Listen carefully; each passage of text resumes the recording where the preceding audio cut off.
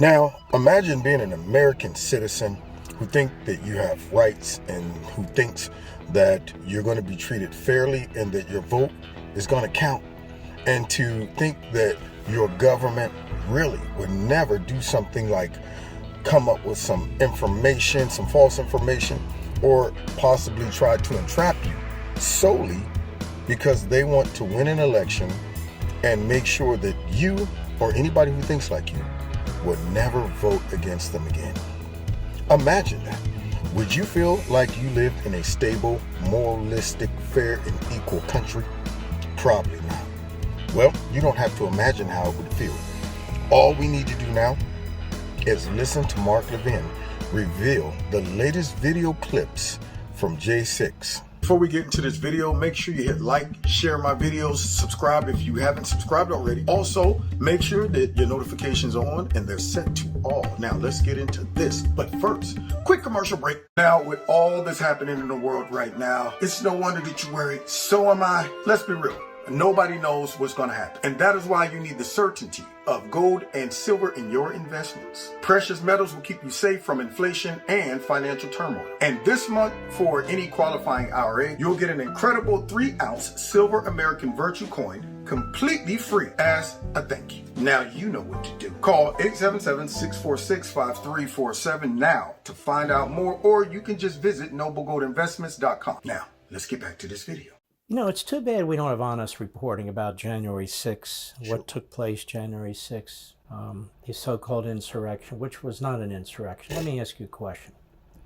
Estimates of 300,000 to 800,000 people at that protest. If there was to be an insurrection, don't you think that the 300 to 800,000 people will have been armed and literally overwhelmed the Capitol building in a bigger way than it was overwhelmed? Of course. I would. See, that's common sense thinking, Mark. Unfortunately, we don't have enough people who still have that. Their common sense has been kidnapped, I believe, maybe held for ransom. I don't think it is a good strategic method to try to launch an insurrection with no weapons, no alternative plan once you get in there. Nothing but hats and cell phones. So off grip, my spidey senses are tingling. Off grip, when they told me it was an insurrection, I received the bionic eyebrow. That's right.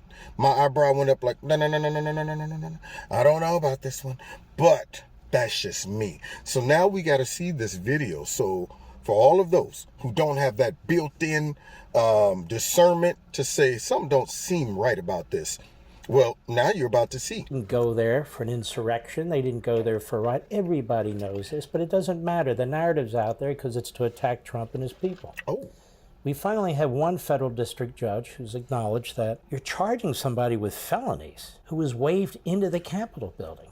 And you're charging other people with misdemeanors for parading and trespassing. So, Mark, are you telling me that our government officials would be willing to overcharge and jail their own citizens without due process, along with helping coordinate this whole narrative of an insurrection, and not be very transparent when being asked questions like, yo, was there any FBI people there? No, I can't answer that. Did they participate in it? No, I can't answer that. Did any FBI people participate in any violence? I can't answer that. You're telling me, Mark, that we got politicians and evil people in high places that would be willing to do that, also they could retain and regain power? Well, that doesn't sound like America at all, Mark. So we probably need to see this video footage that this judge has released. And then you're saying that they were interfering with a vote, but some of them were waved into the Capitol building. Yeah, come on in. There's something about these videotapes the government is releasing very sparingly. Very sparingly. And it seems to me the American people have a right to know exactly what's in all these videotapes. We do.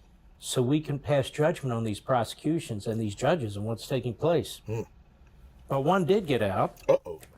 I want you to take a look at this new January 6th video. It shows Capitol Police welcoming protesters through the terrace doors. Now, if they're doing that, you can't be charged even with a minor misdemeanor, parading or trespassing. Right. You're being waved through the doors.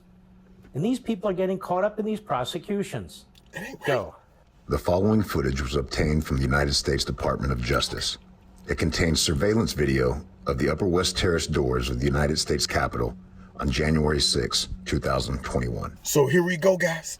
All of that footage Nancy Pelosi has been hanging on to for some reason, because remember, they just want to be transparent, get to the bottom of what took place on J6, bring a couple rhinos onto their squad. Now, let's go ahead and put on our thinking caps and say, if an insurrection took place, if a violent attack on the Capitol took place, what are some of the characteristics we would see? See, you don't want to just tell me something, and then when I try to put characteristics to it, the characteristics don't match. I need to have an image in my mind. Like when you would tell people, you know what, they're out there mostly peaceful protesting, and then when I watch the video, people are shooting, people are being attacked, burning down buildings. Then I'm thinking to myself at that moment, well, wait a minute. The image I get in my head when you tell me mostly peaceful protests are people sitting around going, we shall overcome, not welcome to the jungle, we got fun and games. No, that doesn't make me think it's a peaceful protest. For example, when you tell me that that's not a convoy of illegal immigrants coming our way as an invasion, yeah, here I am thinking maybe they're all going up to, Border Patrol in a nice way and say, hey, excuse me, where do I go to apply for asylum? Versus, we're coming anyway. We're up on top of walls saying, Trump, here we come, F you, and all of that stuff. See, so I need to see the characteristics that matches the narrative, see? So now let's get into these video clips, because I'm sure these video clips are going to show exactly what an insurrection will look like. Just after 2:33 p.m., police officers allow 5 individuals to exit the Capitol through the Upper West Terrace doors. Okay. Wow. That doesn't look very... At 2:34 p.m., a gentleman holding an American flag catches the door just as the last protester leaves. He turns to the crowd outside and waves towards the door. At the same time, at 2:34 p.m., a gentleman with a red cap approaches the interior doors. As the police officer notices him, he continues to approach. The police officer holds the door for the protester as he enters the Capitol undeterred. Wow.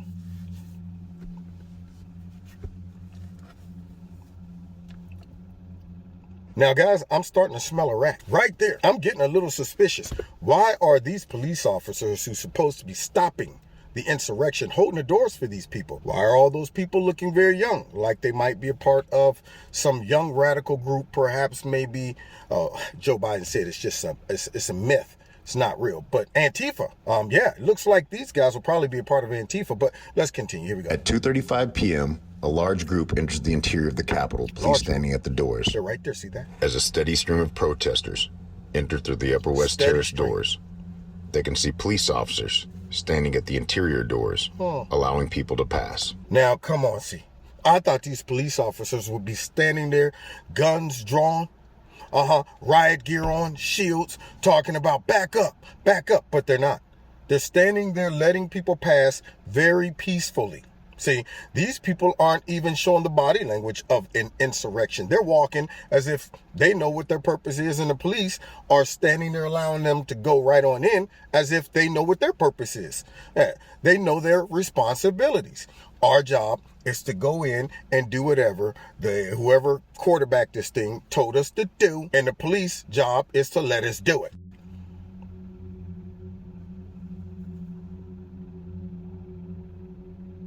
Wow. No sense of urgency. Very calm, very relaxed. They're not even worried about getting shot. Look at that. Police officer right there. Yeah, look at the buddy right there with the glasses on. Come on, hurry up. Yeah, that looks like a Trump supporter, all right. Look at all of those Antifians. Wow. All young kids. Where have we seen a whole bunch of them? See that pink shirt? You'd think that would be something a young Trump supporter would be rocking. Oh, look at that. There's people with the gothic hairdos and all of that stuff. Another police officer coming their way. Yep, that's right. No sense of urgency. Didn't even recognize them. All those cops walked right past. didn't even acknowledge those insurrectionists, as if they already knew Around that they were 250 supposed to be there. protesters entered the Upper West Terrace doors that day, many of which are charged with felony obstruction for entering a building undiscouraged. Okay. At 2:36 p.m., a police officer walks towards the exit against the flow of protesters. Whoa, there he is. There he is. Excuse me, insurrectionist. He then turns around and begins walking with the protesters. Yeah, come on, guys. He turned his back to them and never took a posture that was defensive or that would indicate that he feared being harmed. Yeah, he's pretty confident. At 2:36:54, the police allow the crowd to pass. Wow. Allowed the crowd to pass. At 2:38 p.m., a woman with a sock hat and a camera with a sound recording device attached to it films police as they allow people to enter. A steady stream of individuals pass by police as they stand aside without deterring protesters for several minutes. Didn't even give them a verbal. No verbal, nothing. Just watching them come by. Watching the insurrectionists come by. Unbelievable. Very accommodating police officers. That's what they are. I would think these two guys right here would lose their job. Because from what I see, they're not even saying, hey guys, come on, don't do this, guys. No, please don't come. Nothing. They're just standing there as this happens. Wow. And these people don't even appear to be afraid of these cops, almost as if they know that the cops can't touch People them. aren't violent in any way. Some of them chat with the cops here and there. At 2:40 p.m., police stop the protesters to speak to them again. Okay.